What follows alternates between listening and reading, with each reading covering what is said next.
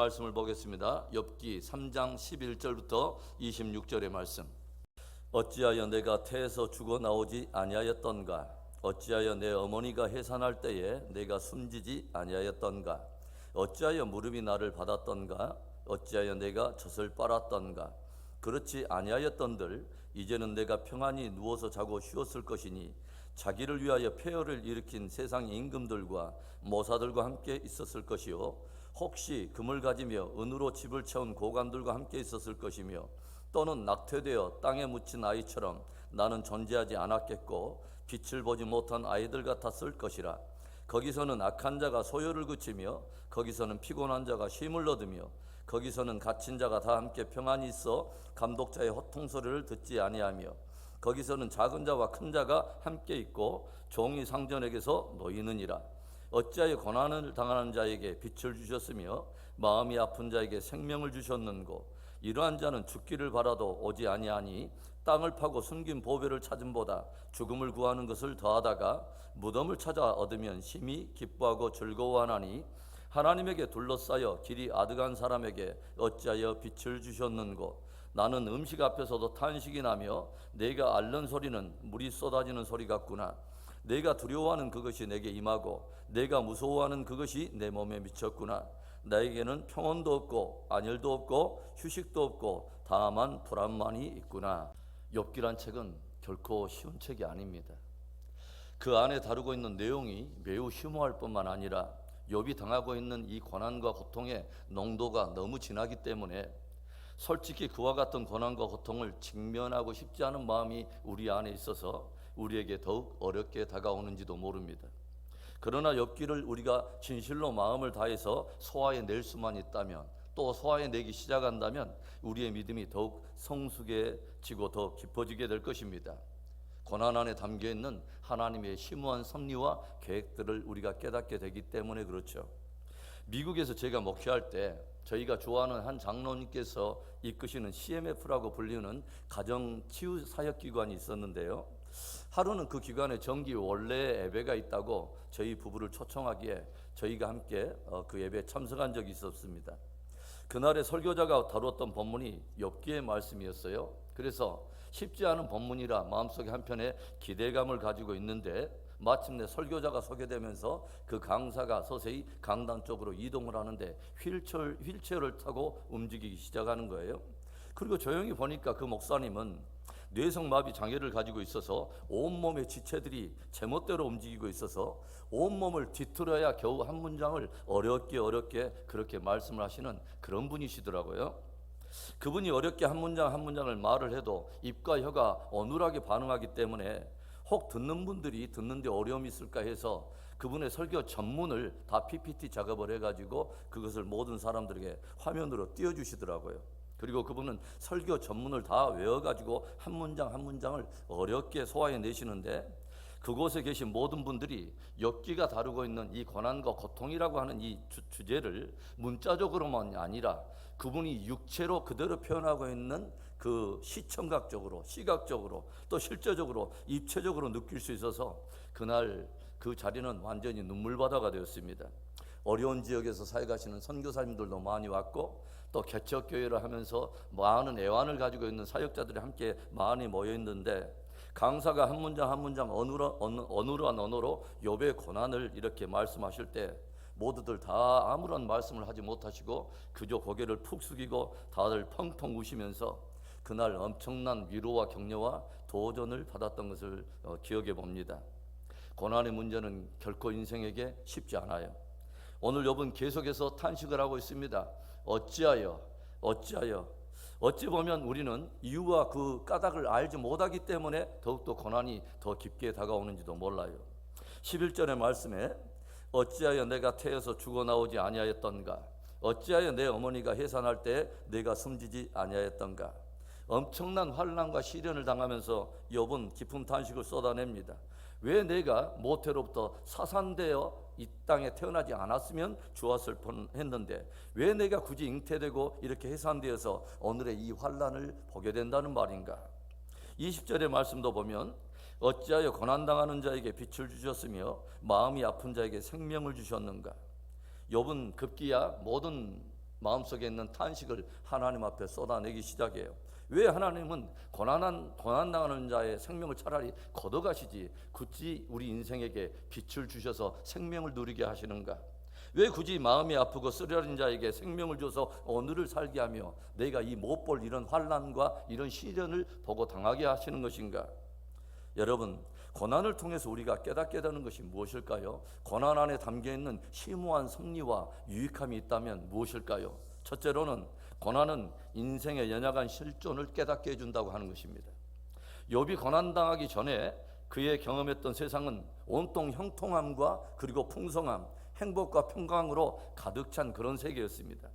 10자녀의 분복을 누리면서 자녀 간에도 서로 형제 자매 간에 서로 우애하며 또 화목을 누리는 모습을 보며 아비로서 매우 행복해했다고 하는 거죠.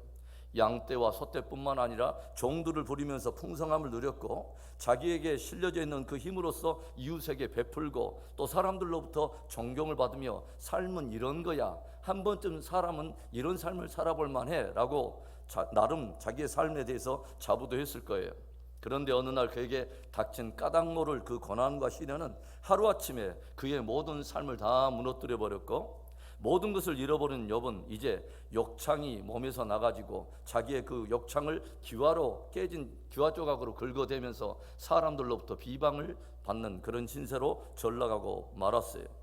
이 기가 막힌 고난을 당하게 된 욥은 자신이 누렸던 형통함과 풍성함, 행복과 평강의 그 날들을 다 이제는 잊어버리고 자신의 삶의 의미를 다 상실한 채 이제는 죽음을 동경하는 그런 신세가 되었다고 하는 것이죠. 왜 내가 태어났던가?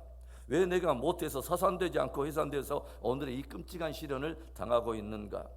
죽음의 세계에서는 고통도 없고 또 통치자의 호령도 없이 모든 사람이 다 평등하고 다 평안하고 종들의 그 멍에도 그리고 감옥의 착고도 다 벗겨져서 모든 사람들이 깊은 안식을 취할 수 있을 텐데 모든 고난과 고통이 그치고 쉼과 안식을 얻을 수 있을 텐데 나는 마치 죽음을 보화를 찾은 같이 더 기뻐하고 그것을 동경하는데 하나님께서는 이 고난당하는 자에게 빛을 주시며 이 마음이 아픈 자에게 왜 이렇게 생명을 다하여 오늘을 호흡하게 하시는가? 우리는 오늘 욥기를 통해서 고난과 시련 앞에 너무도 쉽게 무너져버리는 인생의 연약한 실존을 우리는 보게 돼요. 그분의 울타리가 우리 인생에게 거쳐질 때에 그분의 손길이 우리의 인생에서 사라질 때 인생은 얼마나 비참해지고 불쌍한 존재가 될 수 있는가를 뼈저리게 우리는 보게 된다고 하는 거죠. 여러분, 욥기는 죽음을 예찬하는 그런 비관론의 책이 아닙니다. 그렇다고 해서 우리를 회의주의로 이끄는 그런 책도 더욱이 아닙니다. 욥기는 오히려 고난과 시련이라고 하는 이 주제 앞에 모든 인생들로 하여금 연약한 실존임을 깨닫게 함으로써 오히려 하나님 앞에 참된 인생으로서 하나님 앞에 겸손하게 만드는 책이라고 하는 거죠. 진실로 나의 연약한 실존을 깨닫게 함으로써 이제는 정말 주님의 은혜를 구하는 겸손한 인생으로 우리를 이끌기 위한 그런 책이라고 하는 것입니다. 때때로 하나님께서는 고난과 시련을 통해서 인생들을 겸손케 하시고 당신의 참된 은혜 안으로 초대하십니다.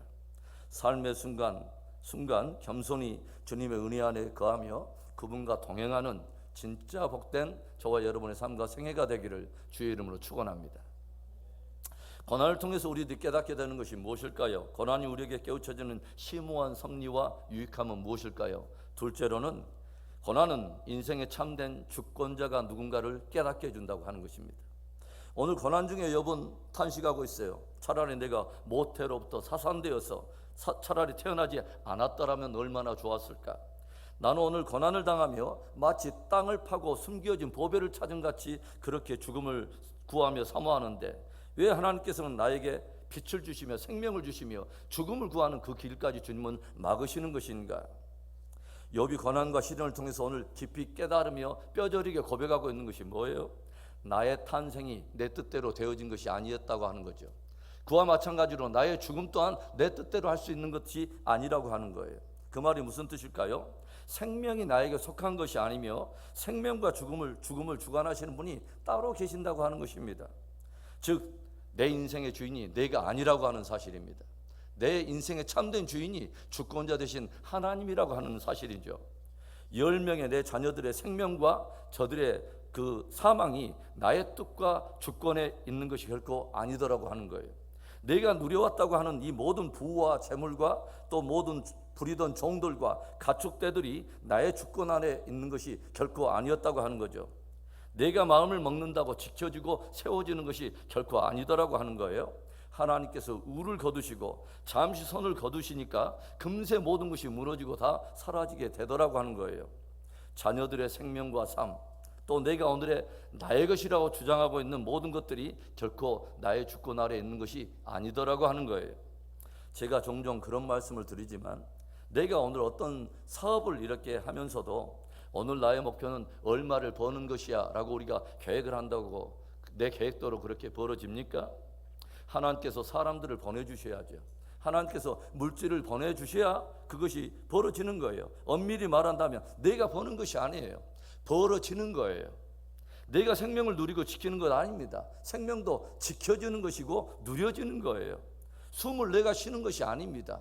바로 쉬어지는 거예요. 그 말은 진짜 호흡을 주시는 분이 따로 있다고 하는 것입니다. 신명기 8장 17절과 18절의 말씀. 그러나 너의 마음에 이르기를 내 능력과 내 손의 힘으로 내가 이 재물을 얻다 말할 것이라. 내 하나님 여호와를 기억하라. 그가 너에게 내게 재물 얻을 능력을 주셨음이라. 이같이 하심은 내 조상들에게 맹세하신 언약을 오늘과 같이 이루려 하심이니라. 여러분 깊이 기억해야 합니다. 저와 여러분의 인생의 주권자가 하나님이십니다. 저와 여러분이 오늘 누리고 있는 모든 것이 주님께로부터 왔고 주님의 은혜 가운데 베풀어진 것입니다. 인생의 참된 주권자이신 하나님을 더욱 경외하는 복된 믿음이 있기를 주의 이름으로 축원합니다. 고난을 통해서 우리들이 깨닫게 되는 것이 무엇일까요? 고난이 우리들에게 깨우쳐주는 심오한 섭리와 유익함이란 무엇일까요? 세 번째로는 영원한 생명과 참된 안식의 길을 사모하게 한다고 하는 것입니다. 혹독한 시련을 겪으면서 지금 욥은 아픔이 없고 고통이 없는 죽음의 세계를 오히려 동경하고 있어요. 오늘 내가 호흡을 하며 생명을 부지하고 있지만 나에게는 평온도 없고 휴식도 없고 불안함만이 내게 남아있다라고 고백하고 있습니다. 여러분, 그렇다면 고난과 시련이 짙어질 때 죽음만이 답입니까? 죽는다고 모든 것이 해결되는 것일까요? 과연 죽는다고 그 영혼에까지 깊은 안식과 평안이 주어지는 것일까요? 죽음은 육체의 끝이라고는 말할 수 있지만 그 영혼의 문제에 대해서는 사실은 답이 없는 거예요. 오늘 욥이 사실 사모하고 있는 것은 죽음 자체가 아닌 것입니다. 진정한 안식과 평강을 사모하고 있다고 하는 것이죠. 사실 욥이 진실로 사모하고 동경하고 있는 것은 영원한 생명과 정말 영원한 생명 안에서 누리게 되는 참된 안식을 사모하고 있다고 하는 것입니다. 깊은 고난과 고통은 우리로 하여금 진짜 참된 생명, 그리고 참된 생명 안에서 누리는 안식을 사모하게 한다고 하는 것입니다. 그래서 우리는 여기에서 예수 그리스도에 관한 복음과 만나게 되는 것입니다.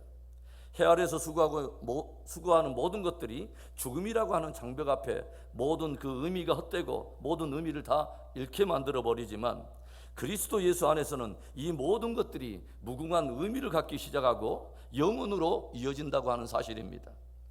믿는 우리들이 이 땅에서 당하는 이루 말할 수 없는 고통과 시련조차도 그리스도 안에서는 영원한 생명과 영원한 의미와 영원한 영광과 함께 연결되어 있다고 하는 것입니다. 이 복된 복음이 주는 영광을 생각한다면 우리는 현재적인 고난을 능히 이겨낼 수 있다고 하는 것이죠. 사랑하는 성도 여러분, 고난과 시련은 우리로 하여금 인생의 연약한 실존을 깨닫게 함으로써 하나님 앞에 진짜 겸손하게 우리를 인도하여서 진짜 하나님의 은혜를 누리는 삶으로 이끌어갑니다. 그리고 그 고난은 인생의 참된 주권자 되신 하나님을 깨닫게 하며 우리로 하여금 정말 그분이 마련하신 영원한 생명과 영원한 안식으로 우리를 이끌어간다고 하는 것입니다. 그 영생과 영원한 안식의 길은 어디에 있는 것입니까? 오직 예수 그리스도 안에 있는 것입니다. 오직 예수, 오직 예수밖에 없는 것입니다.